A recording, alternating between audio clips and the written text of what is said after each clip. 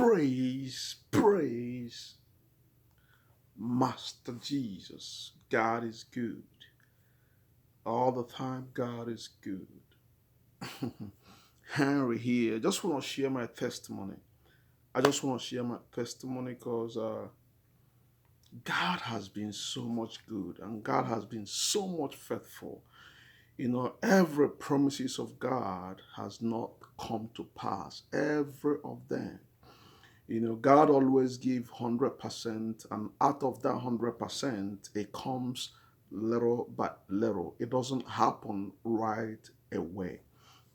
Even if you go through the scriptures, a lot of testimonies that came to pass when the prophecy goes out there, it doesn't happen right away.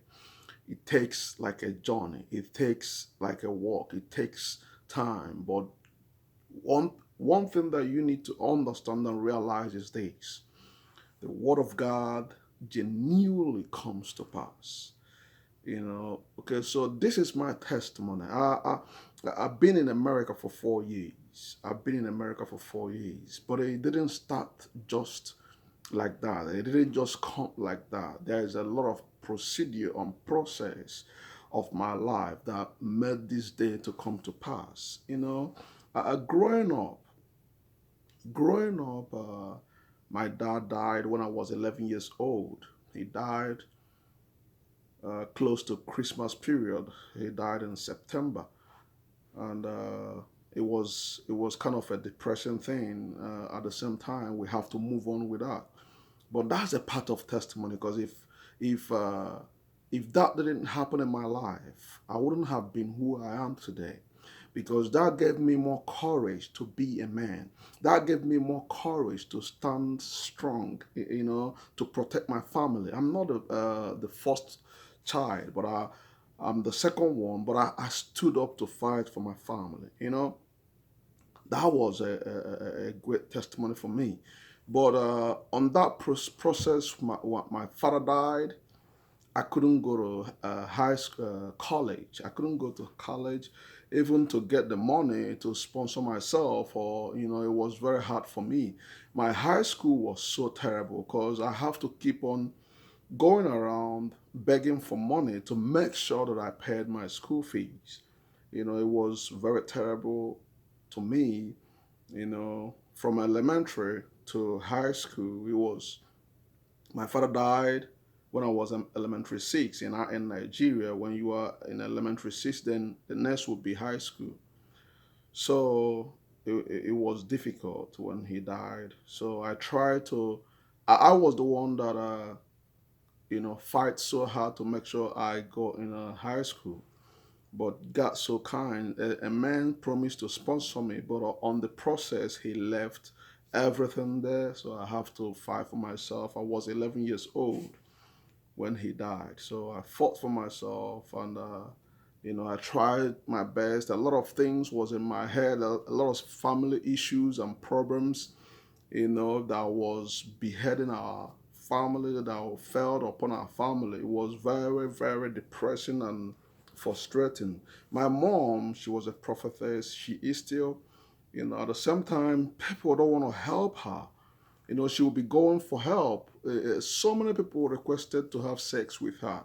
So many people want to sleep with her before they will give her what she need. And all those people were my dad friends. So they turned back on my mom. But seeing all that, I was so much encouraged. Then when I get to the age of 15 years old, I had a dream when I was 15 years old, 15, 16, I had a dream.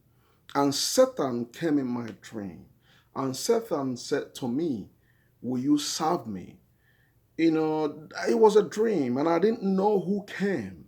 But all I know is that I was close to the church in that dream. I was very close to the church and the field of the church. So I saw that he came to me and he was asking me, "Will you serve me?" I have no answer to that. I never answered that in that dream. And I woke up from that dream. So I was so depressed of that dream because I don't understand it. So my mom interpret dreams as well. So I went to her and I began to tell her the dream. The Spirit of God revealed to her that that was from Satan, because of the call that I have. Satan want to come in first and offer me that that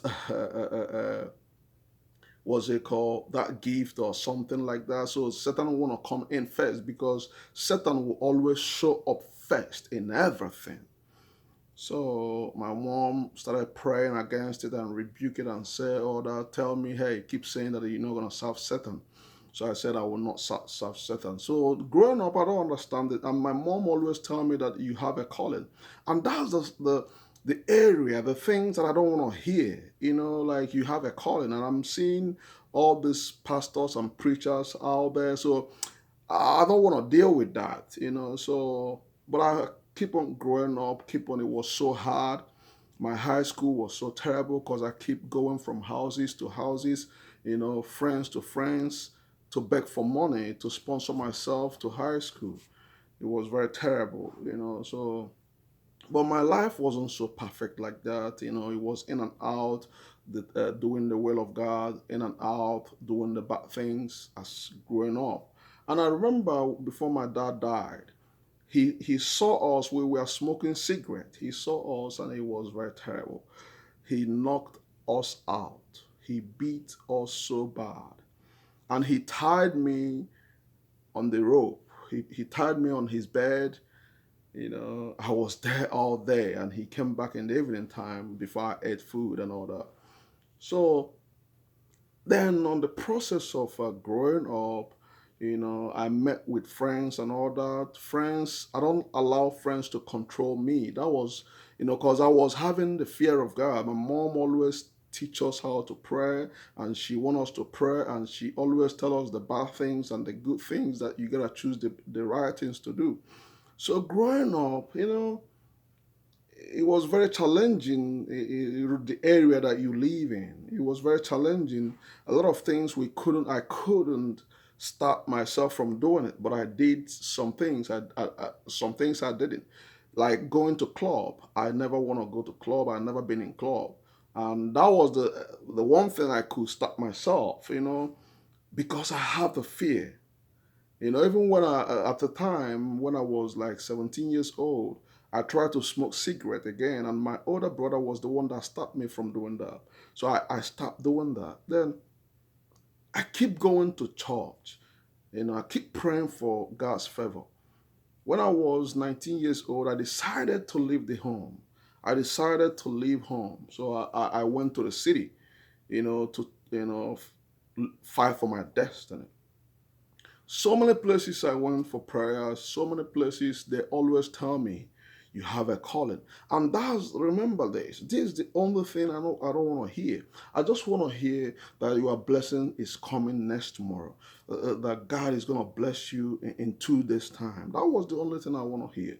So I was in Lagos, Nigeria for two years. Nothing was working. So I came back to the city where I grew up in. So I told my mom, "Hey, I don't know what's going on, but I need to go back to Lagos and city to fight, see what's gonna happen." Because I couldn't sponsor myself to go to college, so I have to go and learn trade. See if people will help me, teach me business so I can start business. So my mom said, "Okay, I'm gonna take you to a pastor, a prophet. Let's see." So when I get to that prophet, the prophet looked at me and he said to me, "I've been looking at you. I'm waiting for you to prophesy to me." And I'm like, "I came here for help. I came here for you to pray and ask God, and what?" I was like, "What do you mean by that?" He said, "You are a minister of God. You have a calling." I went out and I removed everything concerning him. I told my mom he's not a good prophet. He can't even see anything concerning me, not knowing there is a calling that God want me. So then I decided to go back to the city again. I went back to the city. I met a friend. God favored me on that area. This friend was so kind. This friend was he was a prayer man. He taught me so many things. I call him chairman. I call him my boss. He's very intelligent. He didn't went to school, but very intelligent. He loved God. He pray whenever I sleep in his house. We pray every night. So he brought me more closer to God, and he taught me so many things. He helped me a lot until God favored me with my uncle that live in Germany. He sent us money, you know, to start up a business, start something. So I used that money. From that money, then I started establishing my business. From that money, I grew in traveling to China. So from there, going to China at the time, helping my family was a lot of burden. You receive calls from angle from here to help the same family. And in African business, when you are helping family and you are not strong yet in business, it kills that business. So that was what happened to my business. I did a lot. I tried so much. I fought so much to grow that business. I kept on going to China, and I make money going to China. But at the same time, family was the most thing that made my business to go down. And at the same time, I keep on going to church. But all I hear in the church is God is calling you. God is calling you. In 2010, Satan decided to take my life. Satan decided that I must die in 2010, and I will never forget this day. Easter period. So one of my friends came back from China. He bought a car and a Jeep. He bought a car Jeep. So we went somewhere. So I was so excited for him. I told him I can drive. Then I don't even know how to drive so good, but I have tried to drive sometime. So he said, "Yeah, really, can you drive?" Yeah, I said, "Yeah," not knowing that Satan will want to do something on that day. So we begin to drive back to the city, to the on nature where my parents live, my mom. So on the way, on the way, road. So on the way we are heading back, there was a sharp bend and my tire blew up. So when the tire blew, I couldn't control the steering. The steering was like kind of stiff or something, and the car went on the other side of the road, and there was a gutter. The car hit on the Jeep hit on it, and the car rolled over. The car just turned over like this, and all we were screaming was Jesus, Jesus, Jesus, Jesus. And we were four. Me, my younger brother, and that my friend with his friend. So the car turned over. People were screaming. It was crazy. So when people came, brought us out, help us to open the doors and all that, I had cut in my. That was the only cut that I have. So it was bleeding. Then they wipe it off and all that. So God spared my life because I said I'm not gonna serve Satan. You know that was my decision. Never. So the process of all that, I went back to Lagos. You know, things was not right. Things was not right, and somebody that I was living in his house. Just to because I have lost everything for my business. I lost everything. So the guy said to me, "Hey, I don't need you anymore in my house," and I have no option. You know, I have nothing left, so I have to go back to the city where my mom lived, where I grew up. So on that process, I kept on going to church. Every church that I go, they keep on prophesying the same thing. Even before I left Lagos, their prophecy was all about ministry, and that was that was my weak point. That was the only thing I don't want to hear. You know, my mom will be saying it, and I'll be dreaming. I'll be dreaming all the time, preaching. I'll be dreaming, seeing, crowd. I'll be dreaming, healing people, and I'll be depressed about it because I don't want to do that. I know how many times I've said this in this video. I said I'm not going to do that. So many ministries that I went to, things that the pastors do. things that the even Reverend Fathers, one of my friends, things that they do and I hear them do, it makes me to be scared because I don't like, I don't, if I want to serve God, I want to serve God. If I don't want to serve God, yeah, let me live my life. But what they do makes me to wonder and think, why are they deceiving people? So that made me to like, hey mom, don't worry about it. I'm not gonna do it. She keep on praying for me to accept to answer the calling. Not until I came to America. Before I left Nigeria. A friend of mine, we were praying, and he saw me. He saw a prophecy concerning me in America, preaching and doing ministry. I have to delete his phone number. I have to do that because that was not what I want to hear. God just connected me and my wife, and it was so much favor of God. We're still gonna show that on our ministry, how we met. So, on the process of coming here, so when we got here, we just, my father-in-law is a minister. You see how God will keep on pushing you into something. So he's a preacher. So at the same time, we all joined together doing ministry, but my mind was not there. But I pray. I love praying. I love praying, and the spirit of interpretation of dreams is upon me already. So I interpret dreams. I love to pray. So one day we went to a hotel, a conference in hotel. But that morning I was so upset. One of my son made me upset. So when we get there, my mind was not in the church. I was just there. Let's just do this and go home. So the prophet began to prophesy.